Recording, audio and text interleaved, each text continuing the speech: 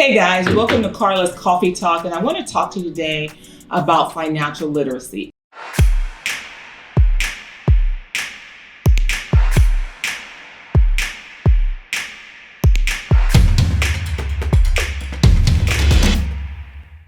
This is such an important topic for me.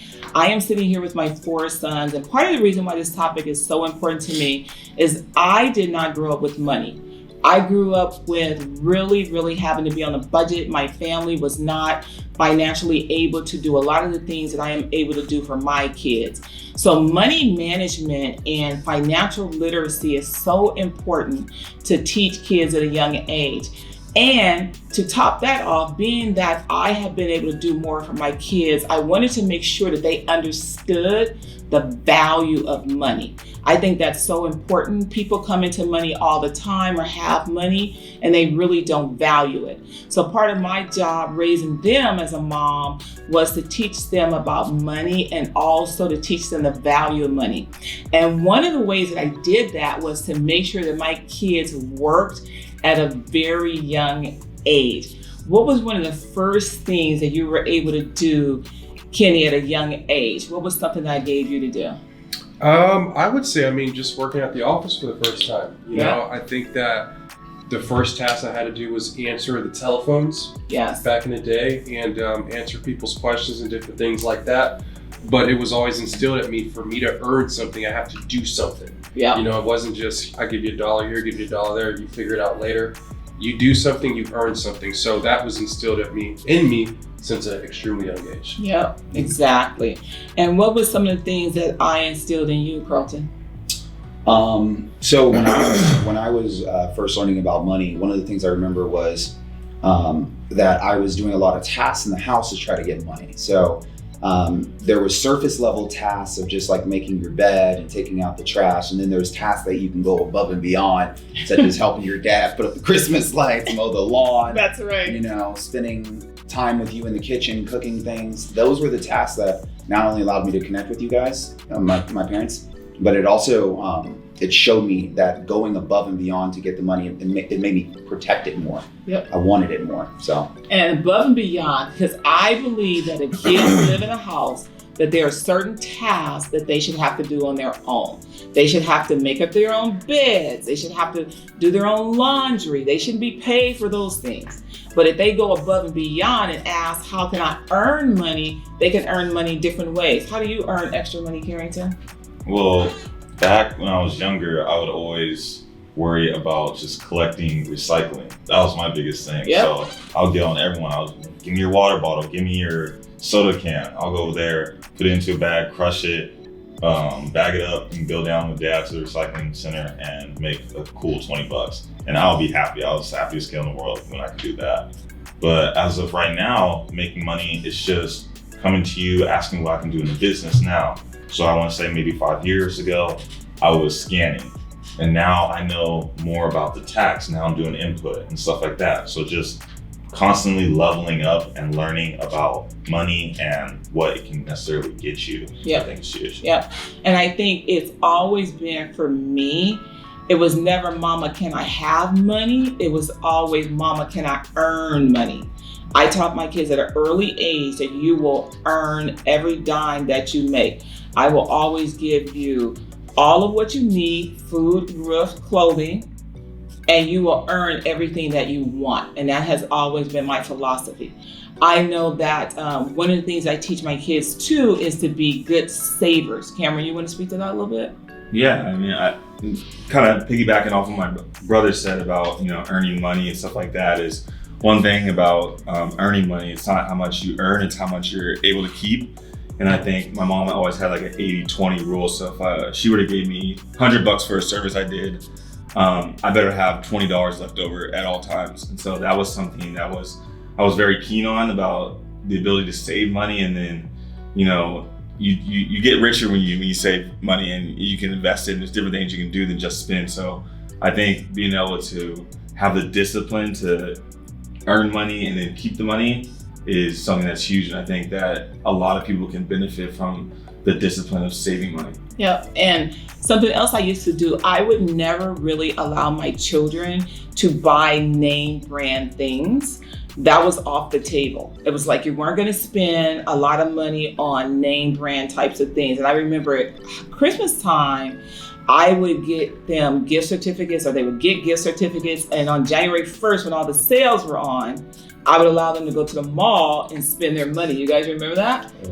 I let you guys go to the mall and spend your money. And when they would spend their money on something expensive, what would you guys do?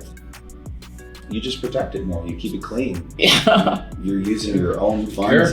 You care about it, in a way different sense. 100%. And that's probably one of the best concepts of money that you can do as a parent is, rather than giving your kids gifts, why not give them money, but then show them how to spend the money? Yep. Because if they're spending it, that money's gone, right? Mm-hmm. So now whatever they exchanged that money for, they better protect whatever they exchanged it for. So it's creating different types of values inside of your child when you do these types of things, and you make these just small little changes. Mm-hmm. Right. And building off that, I noticed like in my personal spending, when it comes to like me having like cash, I'm more like keen to keep that and like really pay attention to what I'm spending that money on, because I'm literally watching that money leave, as opposed to me having a credit card where it's just swipe here, pushing for numbers, and I got it. You know what I'm saying? So I would say like giving your child cash and letting them see that money actually leave their hands in exchange for something that they want and they're gonna keep, I think that's also huge. That's a big lesson. Here's your cash, you go spend it the way you want it, right? Mm-hmm. And even to the point where I would say, okay, this is how much money we're gonna spend on a vacation.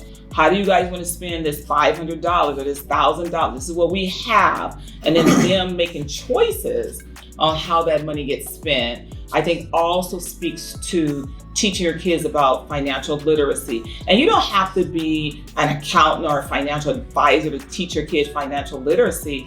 It's having conversations and talking to your children every single day about business and money and stock and what it costs to pay for things.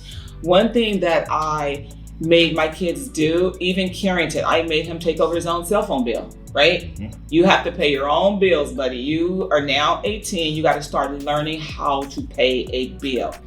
As far as the company goes, each one of them has a role in the company, and if they want to get paid, they have to do their role in the company. Carlton, what do you do for the company? So I'm in sales now. As a enrolled agent, I run the sales department, but my sales career actually started back when I had an affinity for money at 13, 14 years old. And what I would do was I would take the money that I would earn from doing various different chores, and then I would go and purchase tennis shoes offline, off of Craigslist, and I would also go and purchase cell phones with no SIM cards off of Craigslist. And I would take these cell phones that were brand new to high school, to the rich kids that were in my high school, and I'd sell them to them. Brand new phones that their parents wouldn't buy them, that I knew how to get online. I would make cash and I would go and do it again. Buy more cell phones, flip the cell phones at school, make cash. And this was my first real job that I had. It wasn't working in my mom's office. It was really being self-employed and figuring out how to make money and multiply the money by spending more. So, yeah. Yeah. And I didn't know about that gig, just so you guys know, right? I didn't know you were flipping cell phones in high school. But as long as it was something legal, as long as they were making money legally, that's what I wanted for my kids. If you teach your kids a skill, they will always be able to eat. If you give your kids something, they'll be able to eat for a day. But if you teach them how to fish, they'll be able to eat for the rest of their lives. Cameron, you went to school, you got your degree in communications. How do you use that in the practice? Yeah, so here at Consultation Associates, I handle all client communication. And so coming from a communication degree background and knowing the importance of just being able to communicate clearly with clients and have them understand you and come from a place of humility is very big, and it's something that I didn't think at the time was going to be that beneficial when I was going through my studies at Cal Poly. But as I've transitioned into Consultation Associates, I've noticed that communication is almost more important than having tax knowledge, you know? Yep. People want to feel comfortable and people want to feel understood, and they want problems and they want solutions communicated to them effectively. And so I think over the last 4 or 5 years of learning about communications, it's so much more than just talking. It's, nonverbal, is making someone feel like it's a genuine relationship. And when you can foster genuine relationships with customers, they have a very high chance of coming back and seeking your services again. So I think being a communications degree major has very much so helped my transition into the firm. Yep, and help you earn money on your own, right? Yeah. Exactly, stay on your own feet. How about you, Kenny? What was your first job? My first job, started your second job. So for me, I started a few businesses in college, and one of my first businesses was actually a marketing business. And my first gig was I would basically go on Craigslist too, and I would reach out to different real people in real estate, and I would say, hey, do you guys need any marketing services, anything like that? And I got this one lady who basically said, hey, I have a job for you, and you can pass out flyers at the mall and basically give out information. So I ended up bringing on 2 other guys, and we basically went out to the parking lot and started handing out flyers. And that was my first real gig. And but I've always loved marketing. I do marketing now for the company, and just really communicating to the layman person who doesn't understand how taxes work. Yep. And getting them to understand that you can save on taxes. You don't have to overpay Uncle Sam. You don't have to go through these financial troubles and different things like that. And being able to communicate that in an easy and simple way where the end user understands that, and they know that we have the solution for that. So I find that satisfying, where I can reach a mass level of people and help at scale, really. Yeah, and realizing that that's a skill, right? Yeah. You have a skill to market, you have a skill to communicate, you have a skill to be able to sell, understand taxes, and you now are in college and doing an internship and working for KDA, learning accounting, learning a skill, and you're also saving money. What did you tell me around, I think it was around April 15th, you said, Mom, I need to do what? Oof. Do you remember about what you wanted to contribute to? Yeah. I said, Mom, I need to open up a Roth IRA.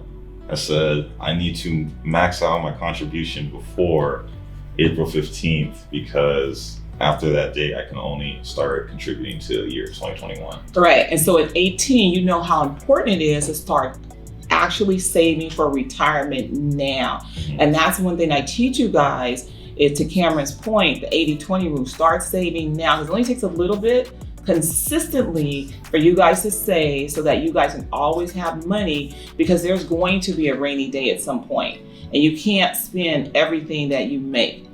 I just think that financial literacy starts at so many levels. I didn't really have somebody above me to really teach me per se about financial literacy. I know that my dad taught me a lot of discipline, and he was the breadwinner in the household.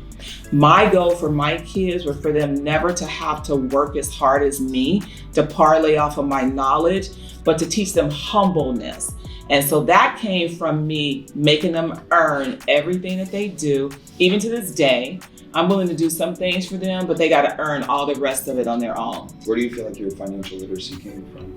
I think that my financial literacy came from going to college, watching others. Who were the others that you watched? I watched my clients, to be very honest with you. Mm-hmm. I watched my clients when I first started out doing tax returns.